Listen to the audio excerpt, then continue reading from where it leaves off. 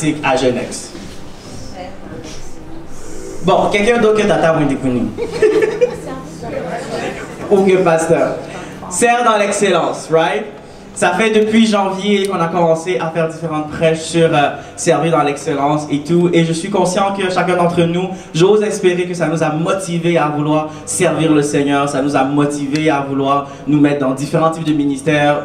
J'espère que ça nous a motivés à ce que dans nos milieux de travail, qu'on se donne pour servir le Seigneur et tout. J'espère. Mais l'enjeu des fois avec ça, c'est que ça peut nous emmener à trop nous focusser sur le faire. Parce que quand on parle de service, on dit oui, on veut faire pour le Seigneur dans nos familles, on veut faire. Et souvent, ça fait qu'on oublie un peu d'être. On oublie beaucoup c'est quoi qui est censé être un serviteur. On voit l'aspect qui doit être utile, qui doit faire ceci, qui doit être là, qui doit être là. Mais c'est quoi un serviteur? C'est quoi le cœur que le Seigneur attend d'un serviteur? Alors aujourd'hui, dans les prochaines semaines, parce qu'on m'a manipulé à faire une série, donc, et dans les prochaines semaines, on va vraiment se focuser sur, par exemple, quel est le serviteur qui plaît au Seigneur?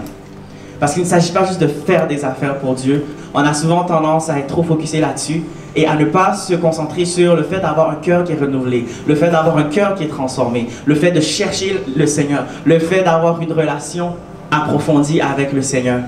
On met souvent ça de côté. Mais on va se questionner aujourd'hui, frères et sœurs, qui est le serviteur qui plaît à Dieu? Et dans les prochaines semaines, on va aussi regarder c'est quoi les caractéristiques de ce serviteur-là, à quoi est-ce qu'on le ressent et comment être ce serviteur-là. Donc vous allez m'avoir avec vous par la grâce de Dieu pour les 3 prochaines semaines. Donc gardez-moi dans vos prières. Amen? Amen. Alors j'aimerais ça qu'on puisse lire ensemble, s'il vous plaît, Matthieu 25. Du chapitre, du verset 14 au verset 30. C'est un passage qui est assez long, mais je suis sûr que presque tout le monde ici connaît ce passage-là. Alors, ça commence en disant, « Ce sera en effet pareil au cas d'un homme qui, partant pour un voyage, appela ses serviteurs et leur remit ses biens. Il donna 5 sacs d'argent à l'un, 2 à l'autre et 1 au troisième, à chacun selon sa capacité. Puis il partit aussitôt. Celui qui avait reçu les 5 sacs d'argent s'en alla travailler avec eux et gagna 5 autres sacs d'argent. De même, celui qui avait reçu les 2 sacs d'argent en gagna 2 autres. Celui qui n'en avait reçu qu'un s'en alla creuser un trou dans la terre et cacha l'argent de son maître. Longtemps après, le maître de ses serviteurs revint et leur fit rendre des comptes. Celui qui avait reçu les 5 sacs d'argent s'approcha en apportant 5 autres et dit, « Seigneur, tu m'as remis 5 sacs d'argent, en voici 5 autres que j'ai gagnés. » Son maître lui dit, « C'est bien, bon et fidèle serviteur, tu as été fidèle en peu de choses, je te confierai beaucoup. Viens partager la joie de ton maître. » Celui qui avait reçu les 2 sacs d'argent s'approcha aussi et dit, « Seigneur, tu m'as remis 2 sacs d'argent, en voici 2 autres que j'ai gagnés. » Son maître lui dit, « C'est bien, bon et fidèle serviteur. Tu as été fidèle en peu de choses, je te confierai beaucoup. Viens partager la joie de ton maître. » Celui qui n'avait reçu qu'un sac d'argent s'approcha ensuite et dit, « Seigneur, je savais que tu es un homme dur. Tu moissonnes où tu n'as pas semé et tu récoltes où tu n'as pas planté. J'ai eu peur et je suis allé cacher ton sac d'argent dans la terre. Le voici, prends ce qui est à toi. » Son maître lui répondit, « Serviteur mauvais et paresseux, tu savais que je moissonne où je n'ai pas semé et que je récolte où je n'ai pas planté. Il te fallait donc remettre mon argent au banquier et à mon retour, j'aurais retiré ce qui est à moi avec un intérêt. Prenez-lui donc le sac d'argent et donnez-le à celui qui a les 10 sacs d'argent. En effet, on donnera à celui qui a et il sera dans l'abondance. Mais à celui qui n'a pas, on enlèvera même ce qu'il a. Quant au serviteur inutile, jetez-le dans les ténèbres extérieures. C'est là qu'il y aura des pleurs et des grincements dedans. » Amen. Amen. Avant de commencer, baissons la tête. Seigneur Dieu, je te remercie pour ce moment. Merci pour toutes choses. Père, comme il a été dit, dispose nos cœurs. Nous venons de lire le passage que nous allons parler aujourd'hui. Que les cœurs soient une bonne terre, Seigneur. Incline-nous, Seigneur, incline nos cœurs à recevoir ce que tu as. Et je me soumets à toi, Esprit de Dieu, guide de toutes choses. Puis tu parles au travers de moi. Mais c'est ton cœur que nous voulons ce matin. Nous voulons entendre tout ce que tu as à dire. Dans le nom de Jésus, nous t'avons ainsi prié. Amen. Alors, pour nous mettre un peu en contexte, parce que le pasteur déteint un peu beaucoup sur moi. Donc, on a Jésus qui est en train de parler à ses disciples et puis leur présente différentes paraboles. La parabole qu'on vient de lire s'appelle souvent la parabole des talents, bon, souvent la parabole des sacs d'argent. Et ça se trouve dans un chapitre où est-ce que juste avant, le Seigneur parle un peu des 10 vierges, des 10 jeunes filles sages et des 10 jeunes filles folles. Et après ça, il y a un autre passage où est-ce qu'il parle un peu de ce qui se passe, de la séparation qu'il y aura entre les justes et les non-justes et un peu les comportements qui sont attendus des justes et des non-justes. Donc c'est un peu un chapitre, le chapitre 25 qui parle de la vigilance spirituelle, qui parle de comment est-ce qu'on doit se comporter jusqu'au retour de notre Seigneur, parce que nous croyons que notre Seigneur Jésus-Christ reviendra et nous régnerons avec lui. Amen. Et dans la parabole des 10 vierges qui était juste avant, donc des 10 vierges folles et des 10 vierges sages, c'était en fait 20 filles qui étaient là, qui attendaient en fait un mari qui allait venir et pouvoir célébrer avec elles. Et il y en avait 10 qui avaient de l'huile parce que le mari tardait. Donc il y en avait 10 qui avaient de l'huile pour leurs lampes et 10 autres qui n'en avaient pas. Et à un moment donné, ben, les lampes de tout le monde ont commencé à faillir et les 10 vierges sages qui avaient de l'huile ont pu rester éveillées et pouvoir rentrer célébrer avec le mari. Mais les 10 autres n'ont pas pu et elles ont dû rester à l'extérieur. Donc c'est un peu ça là pour mettre en contexte le passage dans lequel tout ça se trouve. Et puis là maintenant on a cette parabole là, la parabole des talents, la parabole des sacs d'argent qui nous présente 3 serviteurs. Et ces 3 serviteurs qui ont tous le même maître. Ils ont tous le même maître et ce maître-là leur donna ses biens à lui en fonction de leur capacité. Donc il y en avait un qui pouvait gérer un qui pouvait en gérer 5 et un qui pouvait en gérer 2. Mais j'aimerais attirer notre attention, dans le passage, à aucun moment, on voit le maître qui donne des instructions claires et précises sur comment gérer l'argent. On n'a rien qui nous dit, il est venu, il a donné 5 et puis il dit, bon ben, pasteur Marie, je veux que tu fasses ça, puis voilà ce que je m'attends de toi. Non, il leur a juste donné, puis il est parti. Et puis, la seule chose qui nous est dit au verset 14 et 15, c'est qu'il leur a donné en fonction de leur capacité. Donc, c'était des choses qu'ils pouvaient gérer. Et puis, dans certaines versions, on parle de la parabole des talents et des fois, on prend cette parabole-là et on dit « Ah oui, Dieu t'a donné des talents, donc des capacités, des dons et tout ça. » Mais le mot « talent », en fait, si on retourne, c'était en fait une unité de mesure, de valeur monétaire pour les Hébreux dans le temps. Donc, par exemple, un talent était l'équivalent d'à peu près 40 kilos d'une somme d'argent. Fait, dans ce temps-là, c'était pour leur montrer que exactement, c'était une grosse somme d'argent, c'est quand même 40 kilos. Donc, il y en a un qui a reçu 5 fois 40 kilos et il a été capable de fructifier cela, littéralement de le doubler encore. Donc, il y en a un qui en avait reçu 2, qui l'a multiplié avec 2 de plus. Et il y en avait un qui a décidé de vagabonder et puis de finalement d'aller vivre la belle vie, d'enterrer ce qu'on lui avait donné, de le cacher jusqu'au retour de son maître. Amen.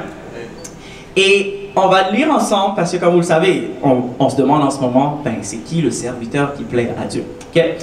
Donc on va voir c'est quoi qui est dit des serviteurs qui ont plu au maître. Parce qu'on sait, le maître représente notre Seigneur, Jésus, le Père et tout ça, le Dieu que nous servons. Donc on va lire le verset 20, le verset 20 et 21, qui dit « Celui qui avait reçu les 5 sacs d'argent s'approcha, en apportant 5 autres et dit, « Seigneur, tu m'as remis 5 sacs d'argent, en voici 5 autres que j'ai gagnés. » Et le verset 21, son maître lui dit, « C'est bien, bon et fidèle serviteur.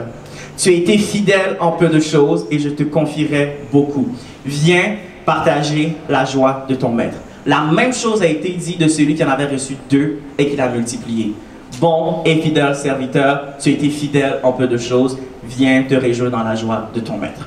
Ben là, on va aller lire ce qui a été dit du 3e serviteur. On va aller ensemble au verset 24 à 26, mais c'est beaucoup plus, on va lire à partir du verset 24. Seigneur, excusez-moi.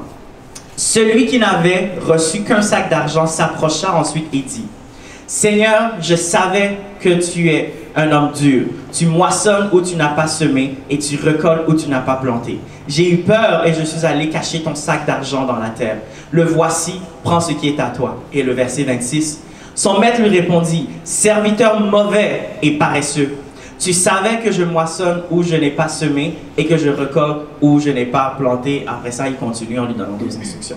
Donc, on voit 2 catégories de serviteurs, les bons et fidèles et le mauvais et paresseux. Mais pour commencer, j'aimerais qu'on puisse se concentrer sur les 4 adjectifs qui ont été utilisés. Donc, on a bon, fidèle, mauvais et paresseux. Okay? On va passer ensemble pour définir c'est quoi ces 4 adjectifs là dans le contexte de serviteur. Donc bon, fidèle, mauvais et paresseux. J'ose espérer qu'à la fin vous allez choisir lequel que vous voulez être devant le Seigneur. Alors commençons avec bon. Le mot bon, pasteur, ne te moque pas de moi, parce que quand on décide, Abdallah et moi, d'utiliser des mots hébreux, le pasteur se moque de nous. Donc, donc lorsqu'on regarde dans le passage, le mot grec qui a été utilisé pour le mot bon, c'est le mot agathos. Je ne pense pas que je le dis comme il faut. Agathos. Peut-être. Et c'est un mot qui est utilisé pour dire de bonne nature, agréable, mais aussi utile et excellent. On peut souvent utiliser le mot bon pour un raccourci pour la bonté et tout ça. Mais dans un contexte de travailleur ou de travail ou de serviteur, quand on dit que quelqu'un a fait un bon travail, quelqu'un est un bon serviteur, ça a souvent rapport avec sa capacité à atteindre les résultats qui sont attendus de lui. Right? Quand on dit quelqu'un c'est un bon travailleur, mon professeur c'est un bon prof, on n'a pas dit gentil, un bon prof, ou comme, admettons dans vos évaluations de rendement au gouvernement, quand on dit que tu es un bon travailleur, c'est que tu as été capable d'atteindre les objectifs qui t'ont été fixés. Et dans notre contexte présentement, le mot bon, oui, il y a l'aspect bon, de bonne valeur, mais aussi l'aspect, il a été capable d'atteindre ses objectifs. Le serviteur qui est bon, c'est quelqu'un c'est celui qui produit des fruits. C'est celui qui est compétent et qui met toute sa force dans ce qu'il fait et développe la capacité qu'il a. Parce que entre vous et moi, multiplier 5 sacs d'argent, encore une fois, 5 fois 40 kilos d'argent, ça demande beaucoup pour multiplier ça, pour le doubler. Ils ont dû faire preuve d'ingéniosité. Ils ont dû littéralement mettre tout ce qu'ils avaient là pour être capables de le doubler. Et pour faire tout ceci, ils ont dû travailler. Ils ont dû utiliser les dons, les talents, les compétences qu'ils avaient pour arriver à atteindre ce qui était attendu d'eux. Et dans le royaume de Dieu, quand on parle d'un bon serviteur, on peut faire référence à quelqu'un qui est habile. Quelqu'un qui contribue dans le royaume et qui multiplie les ressources qu'il a reçues du Seigneur. Un bon serviteur, pour atteindre ses objectifs, ne va pas rester passif. Parce qu'ils n'ont pas juste attendu que magiquement, multiplie-toi. Non. Ils ont dû travailler. Ils ont dû utiliser, comme j'ai dit, leurs compétences, leurs ressources pour le multiplier. Un bon serviteur sait c'est quoi qui est attendu de lui et il va faire le nécessaire pour y arriver. Il se développe, il se renouvelle et il apprend. La passivité et le fait d'être accommodé constamment ne font pas partie de son vocabulaire.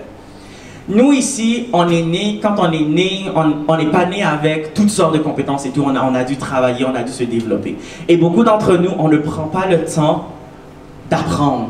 On ne prend pas le temps de grandir. On ne prend pas le temps de littéralement passer, aller de gloire en gloire dans nos compétences, dans nos façons de penser, dans notre analyse, dans notre réflexion.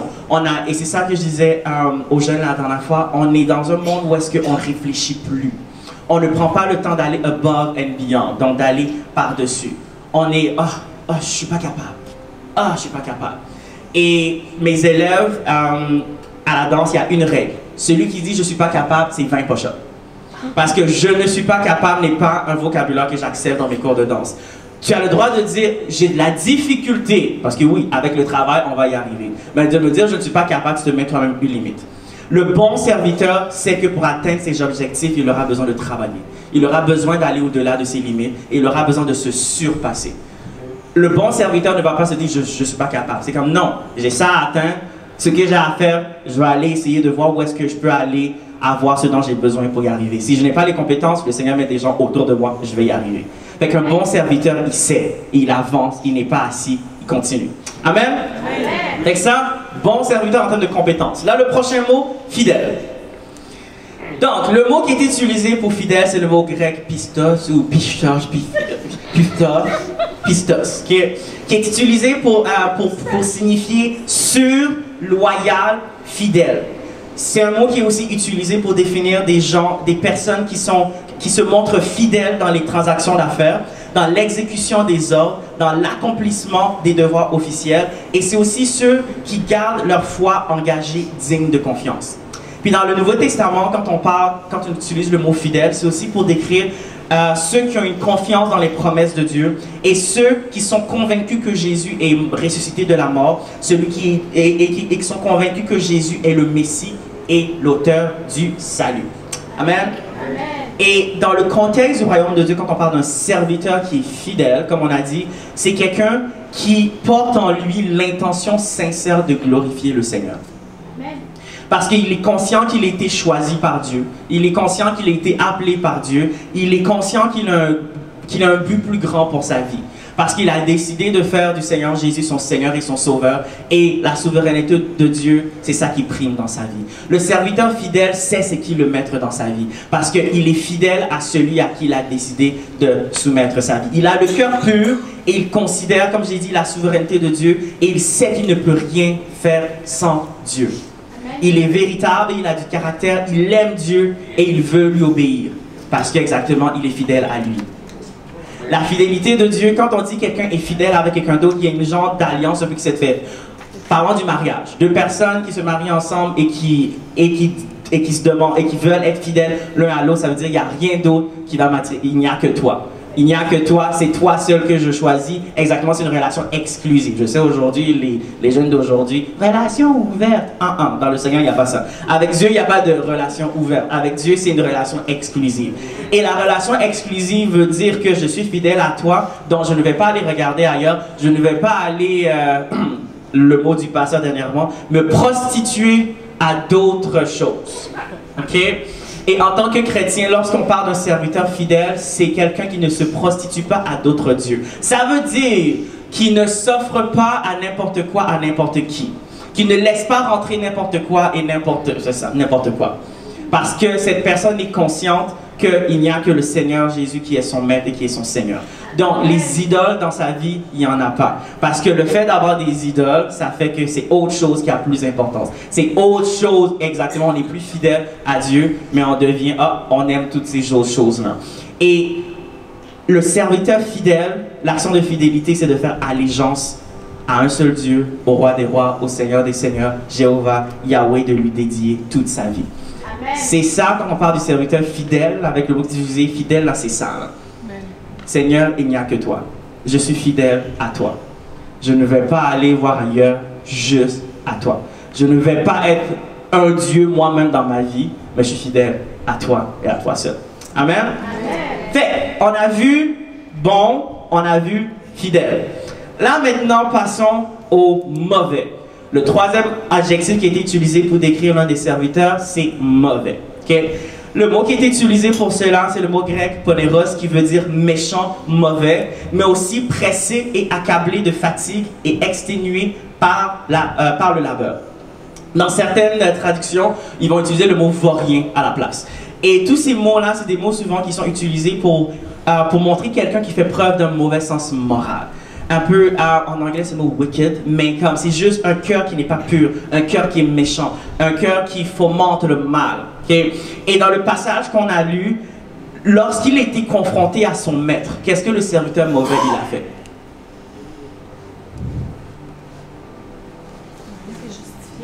Il a trouvé des excuses? Oui. Il a, en fait, oui, mais comme il a tourné le tout contre son maître. Il a dit, c'est toi le problème. Comme, techniquement, tu es celui qui moissonne ou est-ce qu'il n'a pas semé, et tu es celui qui prend ce qu'il n'a pas fait. Donc, techniquement, dans un discours des plus jeunes, ils sont en train de blaster leur maître, dans le sens que, voilà les reçus. Tel jour, tu as voulu ramasser ceci, mais tu n'as pas moissonné, tu n'as pas fait ci, tu n'as pas fait ça. Le serviteur mauvais se place comme un rebelle. Il se place pour se justifier, blâmer son maître. Tu es trop dur, tu es trop exigeant, puis comme j'avais peur de toi, parce que toi tu fais ci, toi tu fais pas ça, écoute, je l'ai fermé, écoute, prends ton argent, prends ce qui est à toi, parce que ça dit, prends ce qui est à toi. Alors que le maître leur avait donné. Mais celui qui est mauvais se place, comme j'ai dit, avec un cœur de rebelle, mais même sans repentance. Il a vu que ses compatriotes ont multiplié ce qu'ils ont reçu. À aucun moment il a dit, oh maître, je suis désolé. J'ai peut-être manqué ton instruction, puis tout ça, je suis désolé, je vais me rattraper. Maintenant tu es revenu, je m'en vais, je vais aller, parce que tu m'as donné la capacité, je vais aller et puis je vais fructifier ce que tu m'as donné. Non. Il s'est positionné en rebelle avec l'orgueil, puis à se dire, ben, c'est toi le problème. Et moi j'avais peur de toi, il n'a rien fait de tout ça. Le serviteur mauvais ne saisit pas la repentance. Il ne saisit pas la valeur, comme la relation vraiment qu'il y a entre maître et serviteur. Il n'a pas l'air de saisir ça. Là. Il a le mauvais, l'orgueil, l'ego, comme ce que le pasteur a prêché la semaine dernière. C'est ça là qui le remplit. Ok? Mauvais. Le serviteur mauvais. J'espère qu'il n'y a personne ici là qui rentre dans cette catégorie. Je l'espère. Okay. Et là maintenant on passe à notre quatrième adjectif, paresseux. J'ai pas besoin d'aller chercher un mot grec là pour paresseux. Comme je pense que dans toutes les langues tout le monde comprend le mot paresseux. Et puis juste attirer votre attention dans tous les adjectifs. À aucun des moments on a parlé du mauvais serviteur qu'il était infidèle. On a dit bon, fidèle, mauvais, paresseux. Mais à aucun des moments on a dit qu'il était infidèle. L'autre adjectif qu'on a utilisé pour lui, c'est paresseux. Et la paresse est un poison dont nous prévient le Seigneur. Quand on va dans les Écritures, il y a tellement de sections qui nous parlent de la paresse, comment c'est dangereux, comment est-ce que ça peut tuer, comment est-ce que ça peut ravager des familles, ça peut ravager des destinées. Il y a même toute une section là dans le livre des Proverbes qui parle du paresseux. Et je vais juste vous lire un passage. C'est Proverbe 6, à partir du verset 6 à 11. Et ça dit... Toi qui es paresseux, va donc voir la fourmi. Observe son comportement et tu apprendras la sagesse. Elle n'a ni commandant, ni contremaître, ni chef. Durant l'été, elle prépare sa nourriture. Au temps de la moisson, elle amasse ses provisions. Mais toi, paresseux, combien de temps vas-tu rester couché? Quand donc sortiras-tu de ton sommeil pour te lever? Ah, je vais faire juste un petit somme, dis-tu. Juste un peu m'assoupir. Rien qu'un peu croiser les mains et rester couché un instant. Est-ce qu'il y en a qui se retrouvent là-dedans? Parce que moi, oui. Mais pendant ce temps, la pauvreté s'introduit chez toi comme un rôdeur et la misère comme un pillard. Le paresseux. Ah, je vais dormir juste un peu. Ah, je vais me relaxer juste un peu. Ah, j'ai besoin de prendre du temps. Mais pendant ce temps-là, littéralement, tu es en train de te faire ravager. Il y a la pauvreté qui s'introduit chez toi et la misère qui rentre chez toi. Et après ça, on vient se plaindre. Ah, Dieu, tu m'as oublié. Mais lève-toi. Mais bon, ça, c'est une prêche pour une autre fois. Pas ça, tu pourras en parler.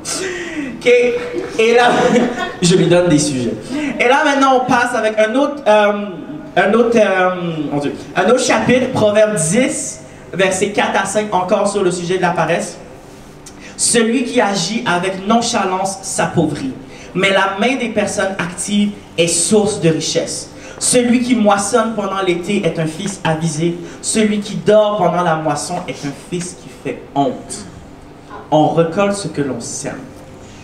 Un serviteur ne peut pas être paresseux, sinon il ne sert à rien. Pourquoi est-ce qu'on va t'engager pour faire quelque chose si tu fais rien? Ben, au revoir. En tant qu'enfant de Dieu, la paresse ne doit pas être notre partage. Je sais, la vie peut être difficile. Je sais, on a besoin de se reposer. Même Dieu, pendant la tempête, le Seigneur Jésus, et ça là, beaucoup de chrétiens de nos jours l'utilisent. Même pendant la tempête, Jésus s'est reposé. Même Daniel dans la fosse au lion, qu'est-ce qu'il a fait? Il a dormi. Et là, maintenant, tous les jeunes se disent, bon, ben, dans ma tempête, je vais dormir. Non. Il y a des circonstances où il faut se reposer, mais devant certaines situations, devant notre relation avec Dieu, devant notre service avec Dieu, la paresse ne doit pas être notre partage. Nous devons être des serviteurs de Dieu qui sont actifs. Amen. Donc, ça là, mauvais et paresseux, j'ose espérer que ce n'est pas le partage de chacun d'entre nous. Amen. Donc, on a navigué au travers des quatre adjectifs qui ont été utilisés. Bon, c'est-à-dire qu'il était compétent, il avait une destination, il a accompli ce qui était attendu de lui. Fidèle, dans le sens qu'on sait qui est notre Dieu, on a fait allégeance au roi des rois et on ne se prostitue pas ailleurs. Mauvais, rebelle, orgueilleux, égocentré, manque de repentance et paresseux, ne se lève même pas pantoute pour faire quoi que ce soit, il fait juste être nonchalant. Et là, on revient à notre question initiale. Est-ce que vous vous rappelez la question initiale qu'on se posait? La question qui dirige tout ce qu'on est en train de dire en ce moment. C'était quoi la question qu'on se pose? Qui est le serviteur qui plaît à Dieu? Qui est le serviteur qui plaît à Dieu? Et j'imagine que rendu là, vous avez quelque peu la réponse. On est donc conscient, en regardant le passage qu'on a lu, que les serviteurs qui plaisent au maître, ce sont les serviteurs qui sont bons et fidèles. right? C'est pas les serviteurs qui sont mauvais paresseux. Ça, quelqu'un dit mauvais paresseux, non, s'il vous plaît. Pasteur, il va falloir que tu pries, imposer les mains, je les priais. Ce sont les serviteurs qui sont bons et fidèles. Mais, j'aimerais nous poser une question ce matin. Est-ce qu'on peut être un bon serviteur sans être fidèle? Et est-ce qu'on peut être un fidèle serviteur sans être bon? Méchante question. Ouh! Question à $1 million. Ok, je nous laisse 30 secondes pour réfléchir. Est-ce que... Hein? Non. Est-ce que on peut être un bon serviteur sans être fidèle? Et est-ce qu'on peut être un fidèle serviteur sans être bon? Vous n'avez pas besoin de répondre. Je veux juste que vous pensez à ça. Malheureusement, dans l'Église, puis oui, c'est ish possible, ok? Suivez-moi dans mon élucubration. Okay, donc, dans l'Église, malheureusement, dans l'Église de Dieu, clairement pas à Genex, amen, mais dans l'Église de Dieu, on voit beaucoup de serviteurs qui sont bons, mais qui ne sont pas fidèles. Il y a beaucoup de serviteurs qui sont fidèles, mais qui ne sont pas bons. Comment est-ce que c'est possible? On va regarder tout ça ensemble. Okay? Les serviteurs qui sont bons sans être fidèles, ce sont des serviteurs qui obtiennent des résultats très impressionnants. Ils obtiennent des résultats dans leur travail, dans leur implication dans l'Église et dans l'œuvre de Dieu, mais parce qu'ils ne sont pas fidèles à Dieu, parce que leur cœur n'est pas soumis à Dieu, au travers de toute cette grandeur d'activités et d'actions qu'ils font, ils ont l'intention de seulement se glorifier eux-mêmes. Donc ils sont bons. Ils sont même souvent gentils, compétents. Écoute, tu as besoin de quelqu'un pour aider. Il s'est aidé là. Oui, je veux. Tu as besoin de quelqu'un pour faire ici. Oui, j'ai les compétences. Oui, ceci, oui, cela. Mais ils souhaitent d'une certaine façon obtenir des bénéfices personnels. Ils souhaitent d'une certaine façon, par le biais de leur ministère, par le biais de leur service, se glorifier eux-mêmes. Parce que c'est pas tant le Seigneur qui est leur priorité, comme on a dit, ils sont pas nécessairement fidèles à Dieu. Leur cœur, leur intention n'est pas tant de glorifier Dieu, mais de se glorifier eux-mêmes. Ils savent qu'ils sont bons, ils sont capables d'aller travailler, ils sont des gens qui sont ambitieux, ils sont des gens, tu leur mets devant une situation, donne-moi juste 1 heure, je vais aller te vérifier comment ça fonctionne et je vais te trouver la solution. Et c'est des gens qui veulent se dépasser, n'importe quelle tâche tu leur donnes, ils vont faire ce qu'ils ont à faire. Ils sont utiles, mais puisque leur cœur n'est pas rattaché au maître, ils deviennent égoïstes et égocentriques. Mais ils sont bons. Ils sont bons. Ils sont capables. Ils sont des bons serviteurs, toujours présents même des fois. Tu as besoin d'eux, ils vont être là. Mais, au fond, souvent, c'est parce qu'ils veulent bien paraître. Au fond, des fois, c'est pour se glorifier eux-mêmes. Qu'on dise des bonnes choses d'eux. Un gain par rapport à eux après. Serviteurs bons, mais pas fidèles. Puis à l'opposé, il y a ceux qui plaisent au Seigneur avec leurs intentions. C'est comme Seigneur, je t'aime, ils ont donné leur vie, ils veulent vraiment glorifier le Seigneur et tout. Mais ils peuvent laisser à désirer parce qu'ils ne s'engagent pas au maximum dans ce qu'ils font. Donc, ils sont négligents, ils ne cherchent pas à faire la différence, ils ne se défient pas. La seule chose qui est importante pour eux, c'est leur relation avec Dieu, puis c'est tout. Moi, je suis chez moi, je prie, je lis ma Bible, puis that's it. Je suis bien avec le Seigneur, je m'efforce de ne pas pécher, je m'efforce de marcher avec le Seigneur, je m'efforce de marcher dans l'amour. Mais ils ne parviennent pas à être utiles plus que ce qu'ils font. Alors qu'ils pourraient être beaucoup plus utiles pour le royaume de Dieu, mais ils sont en quelque sorte, concentrés aussi sur eux-mêmes. Ils ont le cœur à la bonne place, ils aiment le Seigneur, mais ils ne sont pas prêts à faire les efforts nécessaires pour se développer. Ils ne sont pas prêts à faire les efforts nécessaires pour fructifier ce qu'ils ont. Ils ne sont pas prêts à faire les efforts nécessaires pour arrêter de chauffer les bancs de l'église. Ouais, ils sont littéralement en train de brûler. Et on a beaucoup, et c'est un peu la culture en ce moment de l'église occidentale, on a beaucoup de chrétiens qui sont des consommateurs.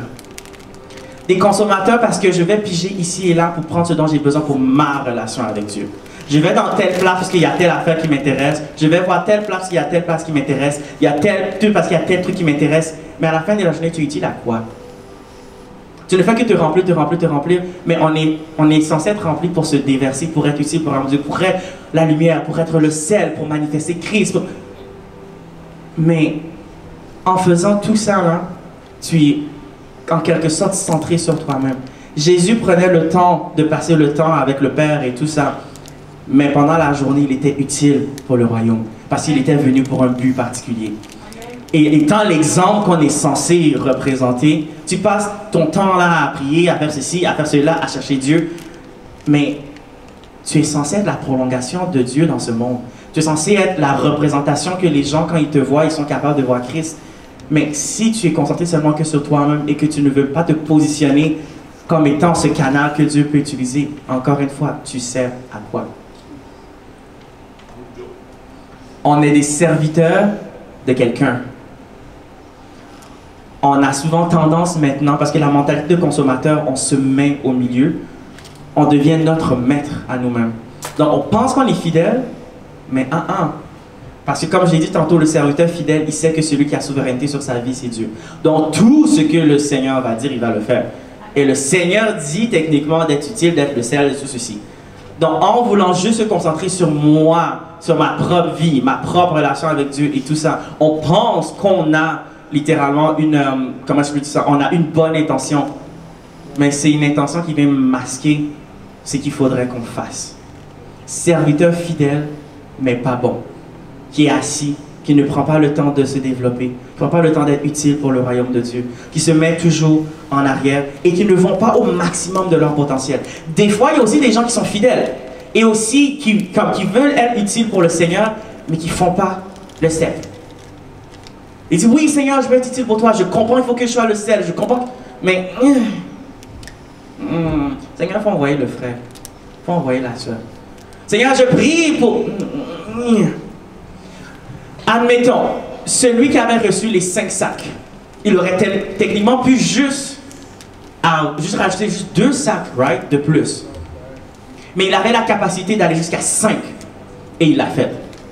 Et beaucoup d'entre nous, on se limite. Bah, Seigneur, tiens, je vais te donner 1 sac de plus. Ouais, mais je t'ai donné la capacité. Tu as la capacité d'aller d'en faire plus. Tu as la capacité de fructifier tout ça. Mais, durant toute notre marche avec le Seigneur, au lieu de faire des grands pas, 10 ans, voilà, 15 ans, 20 ans de vie chrétienne, ok, c'est bon, 25, 30, 40, 50, oh, ok, c'est bon, 60, et souvent c'est ça là, les ressources que le Seigneur nous donne, le temps, les dons, les talents, toutes ces choses-là, là, des fois, on ne fait juste que toucher juste une infime partie de ce qu'on peut faire, de ce qu'on peut être. Parce que c'est pas juste étant ce qu'on peut accomplir pour le Seigneur, mais qui est-ce qu'on peut être même pour le Seigneur. Le Seigneur nous a donné tout ce dont on a besoin pour être beaucoup plus proche de lui, pour avoir un cœur beaucoup plus renouvelé, pour avoir un cœur rempli d'amour, un cœur rempli de compassion, un cœur... Mais ça nous prend tellement de temps, comme le pasteur l'a prêché la semaine dernière, on ne veut pas mourir à nous-mêmes. On ne veut pas laisser notre ego. On ne veut pas laisser tout ça. Et ça fait que autant dans notre fidélité envers Dieu, autant dans notre utilité envers Dieu, on n'avance pas pour tout. Parce qu'on n'a pas encore saisi qui est notre maître. On n'a pas encore saisi pourquoi est-ce qu'on est ici. On est encore beaucoup centré sur nous-mêmes. Et si on regarde bien le serviteur qui est bon, mais qui n'est pas fidèle, avec le temps, peut ressembler étrangement au serviteur qui est mauvais. Parce que ses intentions ne sont pas bonnes. Il veut juste se glorifier lui-même. Il veut juste faire les affaires pour lui-même. Il est très compétent. Mais ce qui est important, c'est lui. Et le serviteur qui est fidèle, mais qui n'est pas bon, avec le temps, pourrait beaucoup plus ressembler au serviteur qui est paresseux. Parce que mon cœur est à la bonne place. Mais, oui, je prie le Seigneur et tout, mais, parce que le Seigneur nous donne le choix. Je peux décider, moi, là, aujourd'hui, oui, je vais prier, puis tout ça, mais comme j'applique pas la parole de Dieu. J'applique pas tout ceci. Le Seigneur ne va pas le faire pour moi. Et si on ne porte pas attention, des fois, l'un sans l'autre peut nous faire toucher à un des adjectifs qu'on a vus là tantôt, mauvais ou paresseux. Et c'est pourquoi que c'est important d'être bon et fidèle. Le serviteur qui plaît à Dieu, il lui plaît dans ce qu'il est et dans ce qu'il fait. Amen. Et beaucoup d'entre nous, on se focus soit sur l'un ou sur l'autre. On se focus beaucoup à faire, mais on ne travaille pas sur notre être. Et on se focus souvent à être sans nécessairement faire. Si les deux sont faits de la bonne façon, l'un va influencer l'autre. Si tu es de la bonne façon, ça va te pousser à faire. Et si tu fais de la bonne façon, ça va te pousser à être comme ce que le Seigneur veut que tu sois. La toxicité dans l'un, l'extrême dans l'un et l'autre, ça nous éloigne. Parce que si tu es vraiment avec le Seigneur, si tu as cette fidélité dans Dieu, tu vas comprendre sa parole qui dit exactement, sois le sel de la terre, va, sois un serviteur utile et tu vas aller le faire. Et plus tu le fais, mais le Seigneur nous a dit, plus on se met à son œuvre, plus il nous renouvelle et tout ça. Donc plus tu es là à faire les affaires de Dieu avec un cœur qui le cherche, il va te renouveler et t'aider à être la personne que tu es censé devenir pour lui. Mais beaucoup, on ne fait pas la part des choses à être de la bonne façon et à faire de la bonne façon. Donc le serviteur qui plaît au cœur de Dieu, c'est celui qui est bon et qui est fidèle. Amen. Amen. Et si on regarde ça, la semaine prochaine, on va aller plus en détail sur les caractéristiques vraiment du bon et fidèle serviteur, comment est-ce qu'on le reconnaît. Mais un peu en résumé, un bon et fidèle serviteur sont des gens qui sont visionnaires pour les affaires de Dieu. Ce sont des gens qui cherchent à accomplir des choses plus grandes, mais à être aussi plus que ce qu'ils sont en ce moment pour le Seigneur. Parce qu'ils ont compris que tout ce qu'ils ont reçu, ce n'est que grâce. Ils ont compris qu'ils sont là en ce moment, c'est seulement la grâce de Dieu. Ils ont compris que le Seigneur est bon. Ils ont compris que le Seigneur est descendu dans sa gloire et il a donné sa vie pour nous racheter, pour nous réconcilier avec le Père afin qu'on puisse régner avec lui éternellement. Et c'est ça, là. Lorsqu'on a compris tout cela, ça nous pousse à vouloir nous présenter devant Dieu comme des vases qu'il peut utiliser à n'importe quel moment parce qu'on lui dit « ma vie t'appartient ». Ce que je suis t'appartient. Tout ce que j'ai t'appartient. Parce que tu fais ça, je n'existe plus. C'est pas moi qui suis allé voir mes parents pour dire créez-moi. Non. Comme c'est le Seigneur dans toute sa gloire qui a fait que je puisse être là aujourd'hui. Je n'ai pas de contrôle sur ma création. Mais le Seigneur me donne chaque jour le choix de choisir entre la vie et la mort. Il me donne le choix à obéir à sa parole. Il me donne le choix d'être utile pour son royaume. Ce choix-là nous est donné à chacun d'entre nous. Est-ce que nous voulons des choses plus grandes dans notre vie spirituelle? Est-ce que nous voulons des choses plus grandes pour le royaume de Dieu? Est-ce que nous voulons des choses plus grandes pour notre Seigneur? Parce qu'il nous met toutes ces choses. Il dit, je vous ai donné les ressources. Le Maître, il a donné ses biens à lui. Il leur a donné. Il n'a même pas donné son... Il est parti. Le temps qu'on a, la famille qu'on a, le couple qu'on a, les amis qu'on a, tout ce qu'on a, ce sont des ressources que le Seigneur nous donne. Est-ce qu'on les fructifie? Même la vie qu'on a, est-ce qu'on grandit avec le Seigneur? Est-ce que nous faisons fructifier les ressources que le Seigneur nous donne? Chaque 24 heures que le Seigneur te donne, qu'est-ce que tu fais? Est-ce que tu passes ton temps dans la rancune, dans l'amertume, dans... Est-ce que tu passes ton temps à juste dormir? Est-ce que tu passes ton temps à juste à te mettre plein de limites, à ne pas avancer? Est-ce que tu passes ton temps à juste laisser les mensonges de l'ennemi t'avoir et tout ça? Ou est-ce que tu prends ce temps-là, tu invoques le Seigneur et tu lui dis de faire ce qu'il veut, comme il veut, de la façon qu'il veut, au-delà de ce que tu peux imaginer? Est-ce que c'est ça qu'on fait? Mon message aujourd'hui n'est pas nécessairement pour nous condamner, ou pas. Au contraire, c'est pour nous emmener à réaliser où est-ce qu'on est. Est-ce qu'on a longtemps été l'un sans l'autre? Est-ce qu'on a littéralement été le mauvais serviteur puis le serviteur paresseux? Et est-ce qu'on a le désir d'être ces serviteurs qui plaisent à Dieu? Parce qu'à la fin de la journée, je suis désolé de nous le dire, mais il n'y a personne d'entre nous qui est maître de quoi que ce soit. On pense qu'on a le contrôle sur nos situations, on pense qu'on a le contrôle sur nos circonstances, on pense qu'on a le contrôle sur nous autres, mais c'est un mensonge de l'ennemi, puis sorry, mais non. Il n'y a qu'un seul maître et c'est notre Seigneur. Le Seigneur Jésus, c'est lui qui est maître de toutes choses. Le monde nous fait croire que nous sommes maîtres de notre destinée, mais nous sommes des serviteurs d'un maître.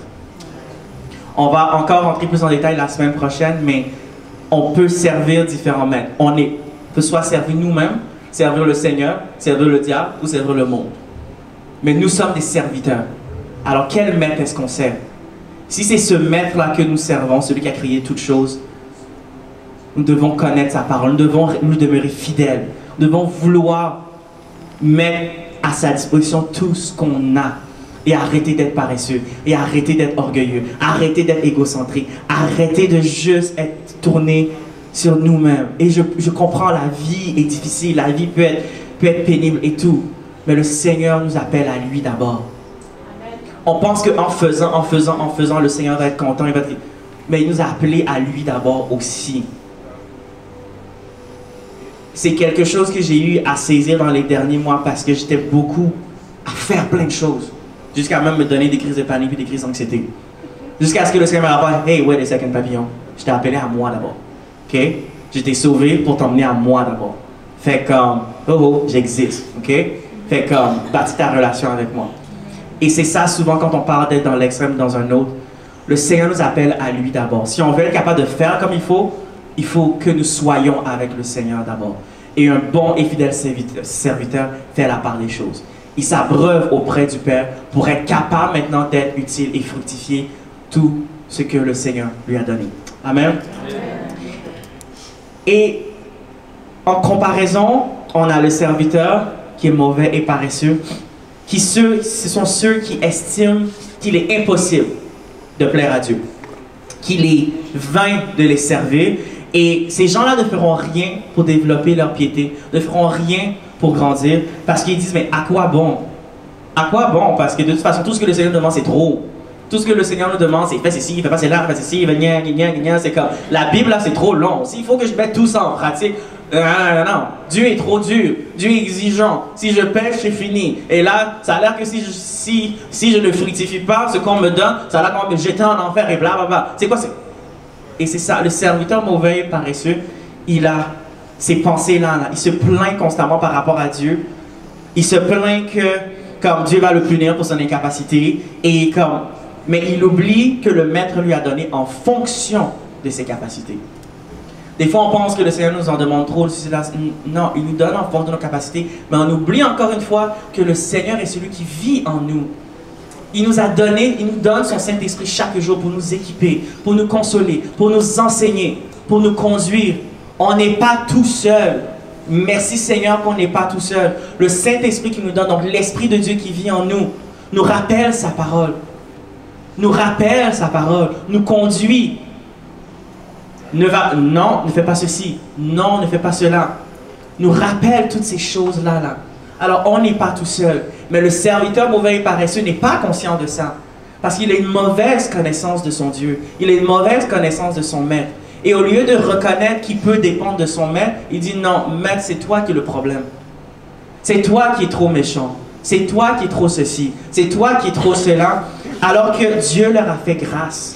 Le maître leur a fait grâce de leur donner ses biens. Dieu nous fait grâce de nous donner la vie. Dieu nous fait grâce de nous donner son Saint-Esprit. Dieu nous fait grâce de nous connaître. Dieu nous fait grâce du salut. Dieu nous fait grâce du temps qu'on a. Dieu nous fait grâce, mais qu'est-ce qu'on fait avec cette grâce-là? Est-ce qu'on devient des bons et fidèles serviteurs ou on passe notre temps à être égoïste, rebelle, égocentrique, puis être paresseux, nonchalant, puis ne rien faire? Parce que c'est ne pas reconnaître la grâce que le Seigneur nous donne. Cette grâce-là nous capacite. Cette grâce-là, on n'a rien fait pour la mériter. C'est par son amour qu'il a déposé en nous. On n'a eu à rien faire là pour recevoir cette grâce, mais il nous la donne quand même. Mais cette grâce-là nous capacite. J'avais une discussion avec Kevin la dernière fois par rapport à tout ceci, où est-ce que des fois on a souvent à mettre trop l'emphase sur l'un ou l'autre. C'est-à-dire, on n'a rien besoin de faire comme chrétien, le Seigneur nous donne sa grâce, c'est lui qui fait tout, c'est lui qui fait... Oui, mais en même temps, cette même grâce qu'il nous donne, est cette même grâce qui nous aide à marcher dans la sanctification. C'est cette même grâce-là qui nous aide à manifester l'amour. C'est cette même grâce-là qui nous aide à être ces bons et fidèles serviteurs. Est-ce qu'on accepte ces grâces-là ou non? On reste planté sur nous-mêmes, à cacher, creuser un trou et mettre ce que le Seigneur nous a donné dans un trou et puis à juste fermer ça là. Sommes-nous des serviteurs mauvais et paresseux ou sommes-nous des bons et fidèles serviteurs? Et avec le Seigneur, serviteur, il n'y a pas d'âge. Hein? Et c'est pas parce que... Là, il y a ce matin qui m'a fait toute une crise ce matin. Parce qu'il n'y avait plus de travail à faire. Littéralement, il était sur le point de me pleurer dessus. Tonton Do, mais je veux travailler. Mais tonton Do, dis-moi quelque chose. Je veux faire quelque chose. Je suis désolé. Je veux faire quelque chose.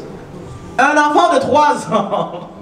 Et ça, c'est vraiment une belle leçon pour chacun d'entre nous. Un enfant de 3 ans qui pleure parce qu'il n'y a même plus de travail à faire, parce qu'il veut tellement aider, il veut tellement faire quelque chose, qui pleure. Et nous autres, qui sommes soi-disant plus matures que lui, qui avons plus d'expérience, qui avons même des cheveux blancs pour le prouver. Juste un peu. Et nous autres qui avons moi je connais, la vie m'a montré. Où est-ce qu'on est à connaître notre capacité de serviteur? Il n'y a pas d'âge pour servir le Seigneur. Nous sommes tous appelés à être des serviteurs de Dieu. Nous sommes tous appelés à être, à fonctionner comme des serviteurs qui plaisent à Dieu et être utiles. L'utilité pour le Seigneur, il n'y a pas d'âge. Il y a des gens, quand on voit dans le Nouveau Testament, malgré son âge, je pense que c'est Anne, pasteur Anne, c'est qui était dans le temple. Elle était dans le temple, elle priait. Elle avait 80 ans, elle priait. Elle était au service du Seigneur. Nous autres, qui avons 30 ans, 40 ans, où est-ce qu'on est? Dans la fleur de l'âge. On est où? Il y a quelqu'un qui m'a dit ce matin que ses pouces sont très forts parce qu'elle ne fait que scroller sur TikTok seulement. Où est-ce qu'on est dans notre service avec le Seigneur? Alors ce matin, que nous ne soyons pas limités par notre âge, par je ne peux pas faire ceci, je ne peux pas faire cela. Tout s'apprend. Surtout aujourd'hui, tout s'apprend. Littéralement, tout s'apprend. Et on n'est pas obligé de savoir tout faire. Le Seigneur nous met des frères et sœurs autour pour être capable de nous aider. Si je ne sais pas faire quelque chose, ben l'argent, moi, je n'y comprends rien. Je vais voir Abdella. Parce que mon cerveau ne comprend pas tout ce qui est argent. Ben, je vais aller le voir. Pour être capable d'apprendre, puis de m'améliorer, puis tout ça. Mais des fois, on reste à se limiter et ça nous empêche d'être des bons serviteurs pour le Seigneur. On veut être des serviteurs plus fidèles, mais on ne fait pas le nécessaire non plus pour grandir. On ne fait pas le nécessaire pour apprendre de la parole de Dieu. On ne fait pas le nécessaire pour méditer, le fameux lema, lire, écouter, méditer, mémoriser, étudier, puis tout ça, puis appliquer. On ne fait pas le nécessaire non plus. On veut être fidèle, mais on est paresseux. On veut être bon, mais on est paresseux. Où est-ce qu'on se situe dans tout ça, frères et sœurs? Bon et fidèle serviteur, mais est-ce qu'on est plutôt mauvais et paresseux? Même si nous nous trouvons dans la catégorie de mauvais et paresseux, sachez que la main du Seigneur est tendue. Amen. Ne soyons pas comme celui qui a voulu blâmer le Seigneur, mais reconnaissons notre situation et disons, Seigneur, non, pardonne-moi, j'ai été mauvais et paresseux, mais je veux être un bon et fidèle serviteur pour toi. Je veux vivre ma vie pour toi. Je veux te connaître plus. Je veux que ma relation avec toi grandisse. Mais je veux que plus elle grandisse, que tu puisses te déverser au travers de moi pour que je puisse être un canal de bénédiction autour de moi. Utilise-moi dans ma famille. Utilise-moi dans ma maison. Dans mon cercle d'amis. Utilise-moi à mon travail. Utilise-moi à mon école. Utilise-moi où tu veux. Amen. Et révèle-moi ces choses-là que tu m'as données que je ne suis même pas conscient encore. Parce que je veux être utile à ton royaume. Mais je veux te connaître plus. Mais je veux grandir en toi. Mais je veux aller dans le lieu très saint chaque jour. Le Seigneur nous tend la main encore aujourd'hui. Est-ce que c'est ce type de prière qu'on veut faire? Parce que le Seigneur, c'est un Dieu d'amour. La repentance est ouverte à tout le monde. C'est pas parce qu'on est dans une situation aujourd'hui qu'il serait comme « Oh non, je te parle pas. » Non, il est comme « Je te tends la main, viens. » Comme le fils prodigue, le père l'a vu au loin. Je suis en train de courir vers son fils. Il n'a pas fait, écoute, c'est toi qui es parti, non? Tu n'as pas dit tu veux prendre mon argent. Tu vas apprendre, viens jusqu'à moi. La première, tu es giflé là, tu vas voir, tu ne voudras plus prendre mon argent. Non, au contraire, le père, quand il a vu son enfant qui avait dilapidé tout, il a couru vers lui, il l'a serré dans ses bras, il a fait tout un festin pour lui. Et c'est ce type de Dieu-là que nous servons, qui peu importe la boue dans laquelle on est, il nous tend la main. Le Seigneur nous dit, alors même qu'on était pécheurs, il a donné ce qu'il avait de plus cher. Il a donné sa vie pour nous. On n'avait encore rien fait. Alors, frères et sœurs, ce matin, le maître que nous servons n'est pas un maître dur, trop exigeant, méchant. Au contraire, il a quitté sa gloire pour mourir pour nous. Amen. Il a quitté littéralement sa gloire, enduré toutes sortes de souffrances pour vous et moi. Ne serait-ce pas le minimum de lui donner notre vie et de le servir? Parce que lui, il l'a fait pour nous. Il nous a montré c'est quoi d'être un serviteur. Même quand il est venu dans toute sa gloire, il a pris le temps de nous servir chacun d'entre nous. Les gens ont dit des affaires sur lui, ils ont fait n'importe quoi. Mais par amour pour nous, il a donné sa vie. Il a donné ce qu'il avait de plus cher. Et avec tout ça, qu'est-ce qu'on fait avec? Sommes-nous des bons et fidèles serviteurs pour notre Dieu? Alors, laissez-moi finir avec ceci. Est-ce que l'équipe de louange peut s'avancer, s'il vous plaît? Non, non. Aujourd'hui, je suis en pause pour la louange. Alors, donc, j'aimerais ça que l'équipe puisse avancer sur les accords de Plus je te cherche, s'il vous plaît. Aujourd'hui, comme vous avez vu, nous allons prendre la Sainte Seine tout à l'heure, mais on va conclure tout ceci. Lorsque nous donnons notre vie à Christ, nous devenons des serviteurs de Dieu. Parce que entre vous et moi, quand on regarde le passage qu'on a lu, c'était tous des serviteurs du même maître. L'histoire qu'on a lue, c'est pas une histoire genre des croyants versus les non-croyants, des incirconcis versus les circoncis, les Philistins. Non, non, non. Des serviteurs du même maître. Serviteurs du même maître. Et ces serviteurs du même maître, on nous montre deux catégories, les bons et fidèles versus les mauvais et paresseux. Et deux récompenses distinctes attendent chacun d'entre eux. L'un qui a été fidèle en peu de choses, on a dit qu'il recevra beaucoup et pourra entrer dans la joie de son maître. Mais l'autre, ayant été méchant et paresseux, se verra retirer ce qui lui a été donné et se verra jeter dans les ténèbres où il y a pleurs et des grincements dedans. Je ne suis pas en train de dire que c'est par nos œuvres que nous sommes sauvés, parce que ça, là, ça peut être pris à l'autre extrême. Oh, il faut que je fasse, il faut que je fasse, il faut que je fasse. Non. Le salut que nous recevons est un don de Dieu. Mais, avec ce salut que nous recevons, nous avons une responsabilité. Avec ce salut que nous recevons, nous servons un Dieu qui est juste. Et nous aurons des comptes à lui rendre quand il reviendra devant lui. Lorsque nous allons nous présenter devant lui. Alors ne prenons pas le salut ou la grâce de Dieu comme un tremplin pour pécher, pour vivre une vie qui n'est pas agréable. Parce qu'à force de vivre une vie qui n'est pas agréable, on finit par s'éloigner, par littéralement ne plus être dans les voies du Seigneur. Ne prenons pas pour acquis les biens, les dons, les talents, les ressources, le temps, la vie que le Seigneur nous donne. Ne prenons pas ça pour acquis. Mais sachons que nous avons une responsabilité à être vigilants jusqu'au retour de notre Seigneur. Et par amour pour notre Dieu, par obéissance pour ce qu'il nous demande de faire, soyons des serviteurs qui sont bons et fidèles. Et toutes ces deux catégories de serviteurs-là avaient un point en commun, ils ont reçu quelque chose. Ils ont reçu quelque chose de leur maître. Et nous tous, ici aujourd'hui, nous avons reçu quelque chose. Est-ce qu'on l'enterre ou est-ce qu'on le fructifie? Est-ce que ta vie spirituelle avec le Seigneur grandit ou elle dépérit? Ou est-ce que littéralement elle grandit à compte-gouttes? Est-ce que ton implication dans l'œuvre de Dieu?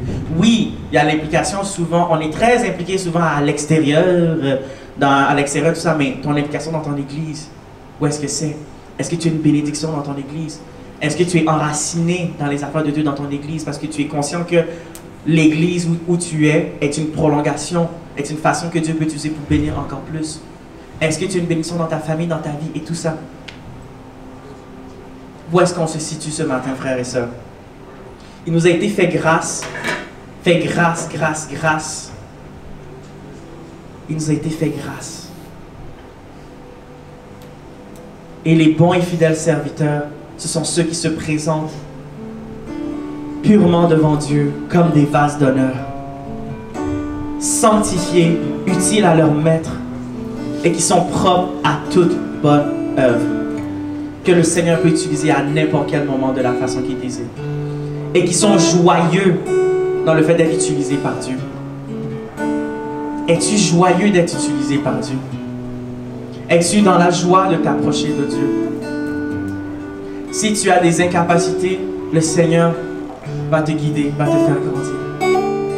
Lorsque tu vois son œuvre, lorsque tu vois le monde dans lequel tu es, est-ce que tu demandes à Dieu, Seigneur, comment est-ce que je peux être une bénédiction autour de moi?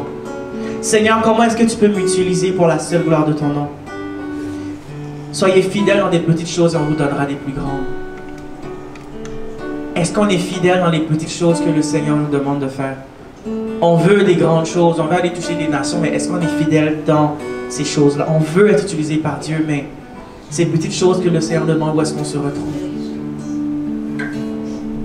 Que notre désir ce matin soit plus du Seigneur, plus de Dieu, plus de sa grâce, mais plus de son œuvre dans nos vies qui transforme nos cœurs, afin d'être des serviteurs qui sont bons et fidèles. Comme j'ai dit, la semaine prochaine, nous allons rentrer plus en détail sur ce que à quoi qu'on reconnaît un bon et fidèle serviteur. Mais ce matin, nous allons prendre un temps de repentance avec le Seigneur en voyant la description du bon et fidèle et mauvais et paresseux. Si nous nous retrouvons dans la catégorie mauvais et paresseux, le Seigneur te tend la main ce matin. Le Seigneur t'appelle et son offre tient toujours. Viens seulement dans sa présence. Reconnais qu'il est Seigneur, reconnais qu'il est Maître, reconnais qu'il a autorité sur ta vie et fais-lui confiance. Demande-lui pardon de t'être éloigné de lui. Demande-lui pardon de t'être détourné de ses voies. Demande-lui pardon d'avoir creusé un trou pour mettre ce qu'il t'avait donné. Et demande-lui de t'aider à avancer, à être un bon et fidèle serviteur. Alors prenons un moment devant le Seigneur.